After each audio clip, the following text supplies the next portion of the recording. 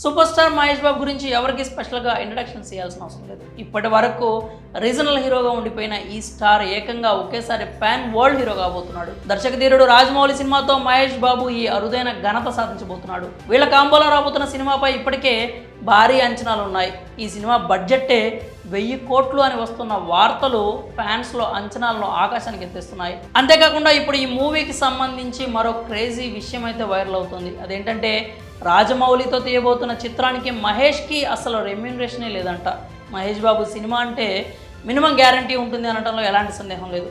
అలాగే జక్కన్న సినిమా అంటే మినిమం రికార్డులు బదులవుతాయి. ఇప్పుడు ఈ క్రేజీ కాంబోల సినిమా అంటేనే ఆ ఫీలింగే హై ఉంటుంది. అలాంటిది 1000 కోట్ల బడ్జెట్, ఇండియానా జోన్స్ తరహా కథ, అమెజాన్ అడవుల్లో సినిమా షూటింగ్ అంటూ రోజుకొక వార్త బయటకు వస్తుంటే మహేష్ ఫ్యాన్స్ అంతా సంబరాలు చేసుకుంటున్నారు. ఇప్పుడు ఈ సినిమాకి సంబంధించి ఒక క్రేజీ గాసిప్ అయితే చక్కర్లు కొడుతుంది. అది వింటే ఫ్యాన్స్ మరింత ఖుషి అయిపోతారు. అసలు విషయం ఏంటంటే రాజమౌళితో సినిమాకి మహేష్ ఎలాంటి రెమ్యూనరేషన్ తీసుకోవట్లేదట.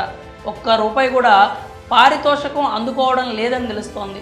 నిజానికి ఈ సినిమాకి సంబంధించిన బడ్జెట్, ఆర్థిక లావాదేవీలన్నీ రాజమౌళినే స్వయంగా చూసుకుంటున్నట్లు తెలుస్తోంది. జక్కన్నే ఈ సినిమాకి మహేష్ని రెమ్యూనరేషన్ కాకుండా పార్ట్నర్ని చేసే ఆలోచనలో ఉన్నట్లు తెలుస్తోంది. ఇందుకు సంబంధించి గట్టిగానే టాక్ కూడా నడుస్తుంది. అలాగే మహేష్ బాబు కూడా రాజమౌళితో మూవీకి ఒక్క రూపాయి కూడా రెమ్యూనరేషన్ తీసుకోను అన్నాడట. తన రెమ్యూనరేషన్ సినిమా బడ్జెట్కి భారం కాకూడదని ఆ నిర్ణయం తీసుకున్నాడని చెప్తున్నారు. సినిమా పూర్తయ్యే వరకు తనకి ఎలాంటి పారితోషికం ఇవ్వద్దు అని చెప్పాడట. అందుకే ఇప్పుడు కొత్తగా మహేష్ బాబు కూడా రాజమౌళి సినిమాకి నిర్మాతే అంటూ కామెంట్స్ చేస్తున్నారు. అయితే మహేష్ నేరుగా పార్ట్నర్ అయ్యేందుకు ఓకే చెప్పాడా? సినిమా రిలీజ్ తర్వాత రెమ్యూనరేషన్ తీసుకుంటారా? మహేష్ని రాజమౌళి పార్ట్నర్షిప్కే ఓకే చేయిస్తారా?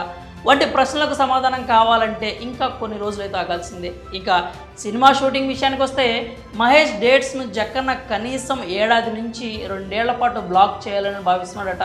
మరోవైపు మహేష్ బాబు మాత్రం ఈ సినిమా కోసం ఎంత లేదన్నా 3 ఏళ్ల పాటు తన డేట్స్ ఇచ్చేందుకు రెడీ అయ్యాడట.